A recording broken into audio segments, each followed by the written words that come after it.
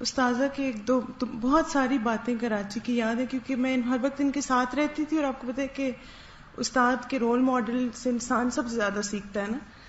ہوا یہ کہ ہماری کلاس ختم ہوئی، جو پہلے سال ہم کراچی گئے تو بہت زیادہ آپ کو پتہ ہے اپوزیشن بھی تھی، لوگ نیگیٹو باتیں کرتے تھے. تو ایک خاتون آئی نا، اور انہوں نے بہت استاذہ کو برا بھلا کہنا اسٹیج پہ کھڑے ہو کے نا، اور کہتی ہیں آپ یہ کیا کر رہی ہیں اور وغیرہ وغیرہ. بہت مثلا اتنا ہارشلی وہ بولی کہ ہمیں ہو رہا تھا کہ ہم جا کے اس کو چپ کروا دیں. اچھا بولتی رہی، پھر استاذہ اتر گئی، وہ ایسے کھڑی ہوئی تھی. تو استاذہ اس کو کہتی آپ ذرا ہٹیں گی، میں نماز پڑھ لوں. اچھا استاذہ گئی، استاذہ نے نماز شروع کر دی، اور آپ یقین کریں اس عورت کا منہ کھلا ہوا تھا کہ یہ کیا ہوا نا، کوئی جواب نہیں دیا، کچھ بھی نہیں. تو مجھے اتنا اچھا لگا تھا اس وقت، میں نے کہا کہ واقعی یہ صبر کی عملی شکل ہے نا. عموماً یہ ہوتا ہے کہ ہم صفائیاں پیش کرنا شروع کر دیتے ہیں یا ڈیفینسو ہو جاتے ہیں، لیکن خاموشی سے وہ مجھے بہت مزہ آیا کہ استاذہ نے کہا ہٹیں کی سے میں نماز پڑھ لوں. کیونکہ قرآن میں یہ سکھایا گیا نا وَاسْتَعِینُوا بِالصَّبْرِ وَالصَّلَاةِ. اس طرح میں کلاس لے رہی تھی تو مجھے کسی نے کلاس کے بعد اٹھی تو ایک ہماری بہن ہے کراچی میں ہی ہوتی ہے، آئی کہ تو ان کی آنکھوں میں آنسو، کہتے آپ کے بیٹے کو چوٹ لگی اور اسے ہاسپٹل لے کے گئے ہیں. تو میں کچھ کر رہی تھی یا کوئی میٹنگ کر رہی تھی کچھ، ان کا اچھا. تھوڑی دیر میں لمحے کے لیے رک کے میں نے دعا دل میں پڑھی اور اس کے بعد میں نے اپنا کام شروع کر دیا.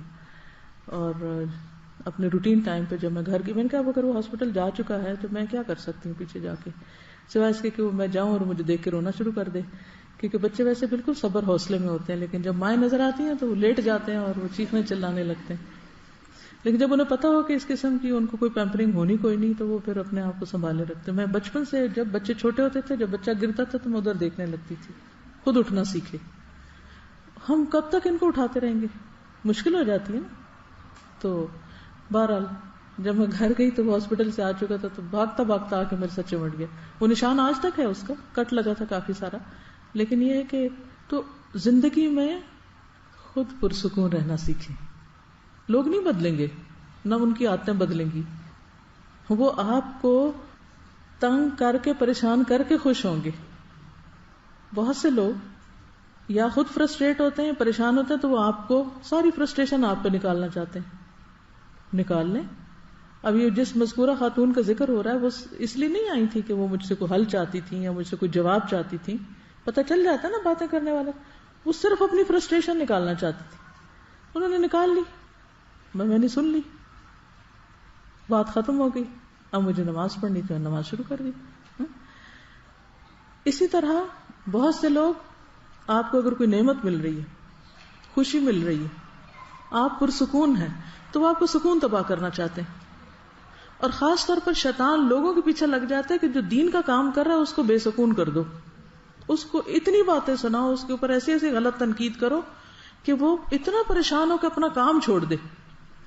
جب انسان اللہ کے فضل سے یہ تہیا کر لے کہ جو مرضی کوئی کر لے، میرے ساتھ میرا اللہ ہے، کوئی نقصان نہیں دے سکتا، نہ کوئی میرا رازق ہے نہ میرا کوئی مالک ہے، میں یہ جو کچھ کریں یہ اللہ کا کام ہے، اللہ کا وعدہ ہے، وہ خود اس کی حفاظت کرے گا. تو جب کبھی بہت زیادہ تنگ ہوتے ہیں نا حالات، تو میں کہتی ہوں اللہ تعالیٰ، عبد المطلب نے اپنے اونٹ لیے تھے، چلے گئے تھے اور کہا تھا یہ تیرا گھر ہے، تو خود سنبھال اس کو. تو اللہ کا کام ہے نا، اللہ کا وعدہ بھی ہے ان تنصر اللہ ینصرکم. اگر ہمیں یہ سعادت ملتی ہے کہ ہم اللہ کی مدد کریں، اللہ ہماری کرے گا، ضرور کرے گا، کیوں نہیں کرے گا. وہ اپنے دشمنوں کی مدد کرتا ہے، ان کو کھانے کو دیتا ہے، دوستوں کو نہیں دے گا، کیسے نہیں دے گا. تو ہر قسم کے حالات میں، چاہے کوئی بیماری ہو چاہے کچھ ہو، اس میں یہ گر سیکھ لیں کہ آپ نے کس طرح پرسکون رہنا ہے. وہ آپ کے اندر کا ٹھہراؤ یا اپنے اندر کا اطمینان جو ہے وہ باقی رہے، باقی سب چلتا رہے گا.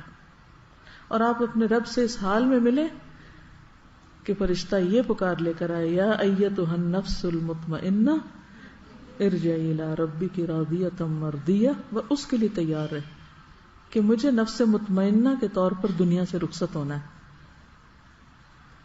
اب جب میں پلٹ کر پچھلے دن میں اپنی صفائی کر رہی تھی، شیلفوں کی شفٹنگ ہوئی، ادھر کی بہت ساری چیزیں اکٹھی ہو گئی، تو میں اب تھوڑا تھوڑا کر کے چیزوں کو سارٹ آؤٹ کریں. جب میں پچھلی چیزیں، کوئی خط ہے، کوئی کچھ ہے تو میں پڑھتی ہوں، میں سوچتی ہوں ان کی کیا ویلیو ہے، ان کی کیا حقیقت ہے.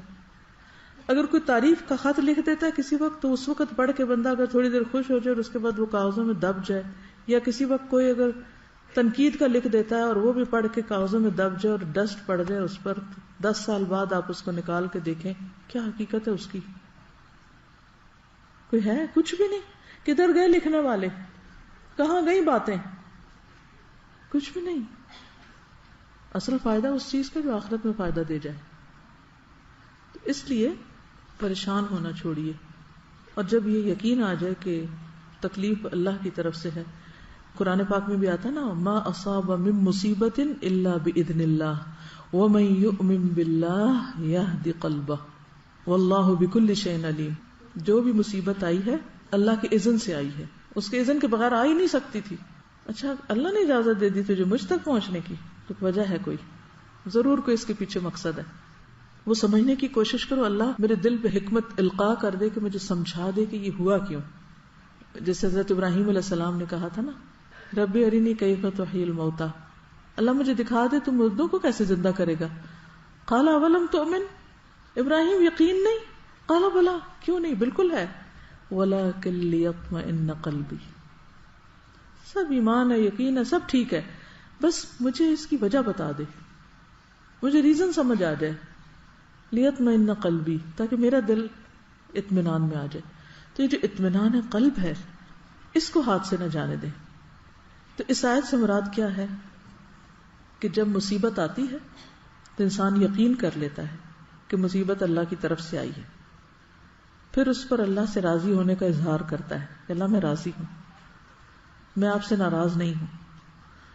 اس سے اللہ تعالیٰ بندے کو ایسا ایمان، ایسی ٹھنڈک دل کی نصیب کرتا ہے کہ اس کی لذت وہ ہر وقت اپنے دل میں محسوس کرتا ہے. اور آپ کو پتا ہے زبان کی لذت تو ہم خرید سکتے ہیں بازار سے، دل کی لذت نہیں خرید سکتے کہیں سے. یہ آتی ہے مشکلات پر صبر کر کے، اللہ سے پر امید رہ کر. اور پھر اللہ کا وعدہ ہے ان اللہ مع الصابرین، جو صبر کرتا ہے اس کو اللہ کی مدد حاصل ہو جاتی، اللہ ان لوگوں کے ساتھ ہے. اور پھر واللہ یحب الصابرین، اللہ کو صبر کرنے والے پسند ہیں، اللہ ان سے محبت کرتا ہے. جب آپ صبر کرتے ہیں اللہ آپ سے محبت کرتا ہے. اس سے بڑی کوئی چیز چاہیے کہ اللہ آپ سے محبت کر رہا ہو؟ بہت بڑی نعمت ہے. اور پھر آخرت میں کیا ملے گا؟ انما یوفی الصابرون اجرہم بغیر حساب. یہ کیسے ہوتا ہے؟ نہ وہ ناپا جائے گا، نہ تولا جائے گا، نہ گنا جائے گا.